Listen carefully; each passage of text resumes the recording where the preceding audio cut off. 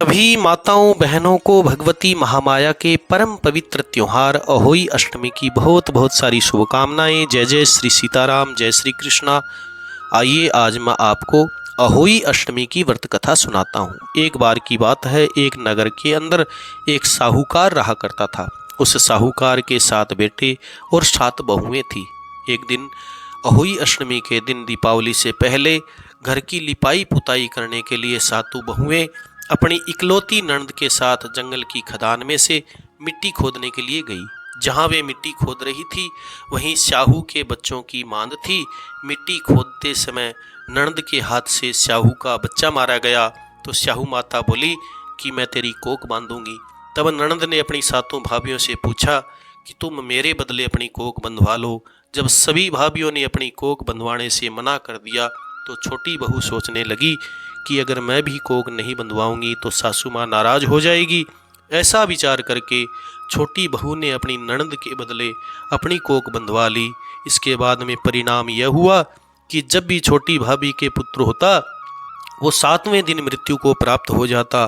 तो एक दिन साहूकारणी ने एक विद्वान ब्राह्मण को बुलाया और पूछा कि हे पंडित जी, पता नहीं क्या बात है, मेरी छोटी बहू के जो भी संतान होती है वो 7वें दिन मृत्यु को प्राप्त हो जाती है। इसका कारण क्या है मेरे को पता नहीं। तब पंडित जी ने बताया कि हे साहूकारणी, तुम्हारी छोटी बेटी के हाथ से स्याहू के बच्चे मारे गए थे, इसलिए तेरी छोटी बहू ने उसके बदले अपनी कोख बंधवा ली थी। इसकी कोख स्याहू माता के पास बंद है। यदि वह गौ माता की सेवा करेगी तो गौ माता की स्याहू माता जो है वो सहेली है, इसकी कोख छोड़ देगी तब इसका बच्चा जीवित रहेगा। इसके बाद में क्या हुआ, छोटी बहू प्रातःकाल उठ करके चुपचाप गौ माता के नीचे सफाई करके आया करती थी। एक दिन की बात है, गौ माता ने सोचा कि पता नहीं आजकल मेरे नीचे सेवा कौन करके जाता है, मेरे यहाँ साफ सफाई कौन करके जाता है, सो आज मैं देखूंगी। तो गौ माता ने सुबह ही देखा कि एक साहूकार के बेटे की बहू उसके नीचे साफ सफाई कर रही है। तो गौ माता उसे पूछने लगी कि तेरे को किस चीज़ की इच्छा है, तू मेरी इतनी सेवा कर रही है, क्या मांगती है, तू मेरे से मांग। तब साहूकार की बहू कहने लगी कि हे गौ माता, वो आपकी सहेली साहू माता ने मेरी कोख बांध रखी है, उससे मेरी आप कोख को खुलवाइए। तो गौ माता ने कहा कि ठीक है। तब गौ माता 7 समुद्र पार अपनी सहेली के पास साहूकार के बेटे की बहू को लेकर के चल पड़ी। गौ माता साहूकार के बेटे की बहू को लेकर के जा रही थी तो रास्ते के अंदर बहुत धूप होने के कारण गर्मी थी। तो वो दोनों एक पेड़ के नीचे आराम करने के लिए बैठ गई तो देखती है कि उसी पेड़ के ऊपर एक गरुड़ पंखनी के बच्चे थे। तो वहाँ सांप आकर के उनको मारने के लिए जा रहा था। तब साहूकार के बेटे की बहू ने सांप को मार करके ढाल के नीचे दबा दिया और गरुड़ पंखनी के बच्चों को बचा लिया। थोड़ी देर में वहाँ गरुड़ पंखनी आई, वहाँ बहुत सारा खून पड़ा हुआ देख करके जोर जोर से क्रोधित होकर के साहूकार के बेटे की बहू को चोंच मारने लगती है। तब साहूकार के बेटे की बहू ने कहा कि हे गरुड़ पंखनी, मैंने तुम्हारे बच्चों को मारा नहीं, अपितु सांप तुम्हारे बच्चों को मारने के लिए आया था, तो मैंने तुम्हारे बच्चों की रक्षा करने के लिए सांप को मारा है, उसका ये खून है। यह सुनकर के गरुड़ पंखनी खुश होकर के कहा कि तू मांग, मेरे से क्या मांगती है। तो वह साहूकार के बेटे की बहू ने कहा कि हे गरुड़ पंखनी, समुद्र पार जो है स्याहू माता रहती है, तुम हमें वहाँ पहुँचा दे। तब गरुड़ पंखनी ने उन दोनों को अपनी पीठ पर बिठा करके स्याहू माता के पास पहुँचा दिया।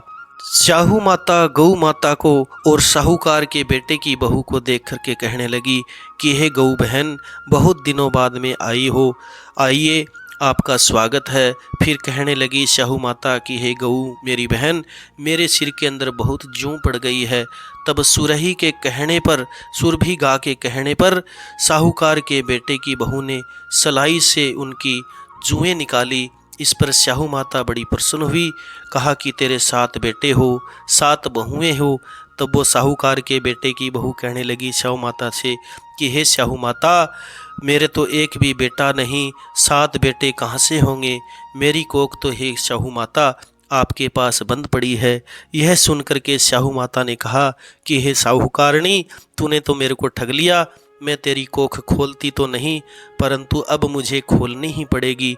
जा, तुझे तेरे घर में 7 बेटे और 7 बहुएं मिलेगी। तू जा कर के अहोई माता का अजूमन करना, 7 अहोई बना करके 7 कढ़ाई बनाना, और घर लौट करके वह आ करके देखती है तो 7 बेटे और 7 बहुएं थी। वह खुश हो गई। उसने 7 अहोई बनाई, 7 अजूमन किए, 7 कढ़ाई करी। उधर दीपावली के दिन जेठानियाँ आपस में कहने लगी कि जल्दी जल्दी लक्ष्मी जी का पूजन कर लो, कहीं छोटी बहू को अपने पुत्रों की बच्चों की याद आएगी तो वो रोने लग जाएगी। थोड़ी देर में उन्होंने अपने बच्चों से कहा कि जाओ अपनी चाची के घर जा कर के देख कर के आओ कि वह अभी तक सोई कि नहीं सोई। तब बच्चों ने जा कर के देखा तो वापस आकर के बताया कि तो वह तो कुछ मांड रही है, पूजन कर रही है, अजूमन कर रही है। ये सुनते ही जेठानियाँ दौड़ दौड़ करके उसके घर में गई। जाकर के पूछने लगी कि तूने अपनी कोख शाहू माता से कैसे छुड़वाई। तो वह कहने लगी कि आपने तो कोख बंधवाई नहीं थी, सो मैंने बंधवा ली थी। अब साहू माता ने, गौ माता ने और भगवती अहोई देवी ने कृपा करके मेरी कोख खोल दी। साहू माता और गौ माता ने जिस प्रकार से साहूकार के बेटे की बहू के ऊपर कृपा करी, उसकी संतान की रक्षा सुरक्षा करी, उसी प्रकार से हे माताओं बहनों, आपकी संतानों की भी रक्षा सुरक्षा करे। आपकी समस्त मंगल कामनाएं गौ माता और साहू माता कृपा करके पूरी करे। बोलिए अहोई माता की जय, भगवती महामाया अहोई देवी की जय, साहू माता की जय, गौ माता की जय। परहित सरिस धर्म नहीं भाई, पर पीड़ा सम नहीं अधमाई। इसका मतलब यह है कि उस साहूकार के बेटे की बहू ने दूसरे के किए हुए पाप को अपने ऊपर लेकर के अपनी भक्ति से उसको दूर कर दिया। अगर उसकी ननद के ऊपर ये कष्ट आया हुआ होता तो पता नहीं ये दूर उससे होता या नहीं होता। साहूकार के बेटे की बहू के अंदर अत्यंत भक्ति थी और उसके अंदर दूसरे का हित करने की शक्ति थी, सामर्थ्य थी। इसलिए उसने दूसरे की पीड़ा को स्वयं अपना करके उसकी पीड़ा को दूर कर दिया। इसलिए भगवान और भगवती महामाया अहोई ने उसके कष्टों को दूर किया। बोलिए अहोई माता की जय, साहू माता की जय, गौ माता की जय। सभी माताएं बहनें, कथा अच्छी लगी हो तो इसको लाइक करें, शेयर करें, कमेंट के अंदर अहोई देवी की जय अवश्य लिखें। और जिन्होंने सदस्यता नहीं ली, चैनल सब्सक्राइब नहीं किया, वो चैनल को सब्सक्राइब करें। बोलिए सच्चे दरबार की जय। ये मंगल मूर्ति विघ्नहर्ता गणेश जी महाराज की जय। एक बार की बात है, गणेश जी महाराज ने एक छोटे से बालक विनायक का रूप लेकर के एक नगर के अंदर भ्रमण करने लगते हैं। उनकी चिमटी के अंदर चावल और चम्मच के अंदर दूध थी। वो नगर के हर घर में जाते और कहते, कोई मेरी खीर बना करके देओ, मैं नगर नूत करके जिमाना है। कोई मेरी खीर बना करके देओ, मैं नगर नूत के जिमाना है। तो सभी नगरवासी उनको देख करके कहते, देखो छोटा सा बालक है, थोड़ा सा दूध और चिमटी में चावल ले रखा है, कहता है कि मैं नगर नूत करके जिमाना है। सभी उनकी मजाक उड़ाते और उनको घर से आगे भेज देते। तो उसी नगर के अंदर ही माताओं बहनों भाइयों एक बूढ़ी माता रहती थी। वो नित्य प्रति रोजाना गणेश जी महाराज का श्रद्धापूर्वक पूजन किया करती थी। तो उन्होंने गणेश जी ने जाकर के वहाँ माता के पास कहा कि हे बूढ़ी माता, आप मेरी खीर बना करके देओ, मैं नगर नूत करके जिमाना है। तो बूढ़ी माता ने कहा कि हाँ पुत्र, मैं तेरी अवश्य खीर बना करके देऊँगी। तो गणेश जी महाराज ने एक बड़े सारे बर्तन के अंदर अपनी चम्मच का दूध डाला तो वो बर्तन जो है दूध से भर गया और गणेश जी ने उसके अंदर चावल डाले। बूढ़ी माता को कहा कि हे माता, आप खीर को तैयार करिए, मैं नगर में नूनता फेर करके आता हूँ, अर्थात नूत करके आता हूँ। अब गणेश जी महाराज नगर को नूतने के लिए चले जाते हैं। पीछे से गणेश जी महाराज का खीर का महाप्रसाद बनने लगा। उसके अंदर बड़ी सुंदर सुगंध आ रही थी। बूढ़ी माता भूखी थी, सोचने लगी सारा नगर आकर के भोजन करेगा तो पता नहीं मेरे लिए खीर बचेगी या ना बचेगी। तो बूढ़ी माता ने आधी पकी और आधी कच्ची खीर जो है थाली के अंदर डाल करके खानी शुरू कर दी, किवाड़ के ओटे बैठ करके। किवाड़ के ओटे बैठ कर के खाती गई और कहती गई कि कच्ची खाऊं, कोरू खाऊं, विनायक जी को भोग लगाऊं, कच्ची खाऊं, कोरी खाऊं, गणेश जी को भोग लगाऊं। बूढ़ी माता ने थाली भर खीर खाई और इतने में गणेश जी महाराज सारे नगरवासियों को लेकर के आ गए। नगरवासियों को गणेश जी महाराज ने लाइन में पंक्ति में बिठा करके भोजन करवाया। सभी नगरवासी खीर खा करके तृप्त होकर के अपने अपने घर को चले गए।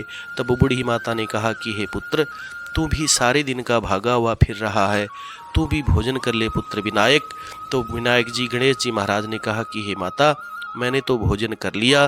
तब बूढ़ी माता ने पूछा कि हे पुत्र, तूने कब किया? मैंने तो देखा नहीं, मैं ही सबको परोस रही हूँ। तो विनायक जी ने कहा, गणेश जी ने कहा कि हे माता, मैंने उसी समय भोजन कर लिया था जब आप किवाड़ के ओट में बैठ कर के खा रही थी। कह रही थी कच्ची खाऊं, कोरी खाऊं, विनायक जी को भोग लगाऊं, कच्ची खाऊं, कोरी खाऊं, गणेश जी को भोग लगाऊं। हे माता, मैं तो उसी समय तृप्त हो गया था, मैं उसी समय तेरे ऊपर दयाल कृपाल हो गया था, मैंने उसी समय तुम्हारी पूजा का फल तुम्हें दे दिया था। तो हे गणेश जी महाराज, जिस प्रकार से आप बूढ़ी माता के ऊपर दयाल कृपाल हुए, उसकी पूजा का व्रत का फल दिया, उसी प्रकार सभी माताओं बहनों भाइयों को, आपको भी आपकी पूजा का व्रत का फल गणेश जी महाराज प्रदान करें। बोलिए गणेश जी महाराज की जय, मंगल मूर्ति भगवान की जय। कथा को लाइक शेयर करें। जिन्होंने सदस्यता नहीं ली, सब्सक्राइब नहीं किया चैनल, वो सब्सक्राइब करें। बोलिए मंगल मूर्ति गणेश जी महाराज की जय। अहोई देवी की जय।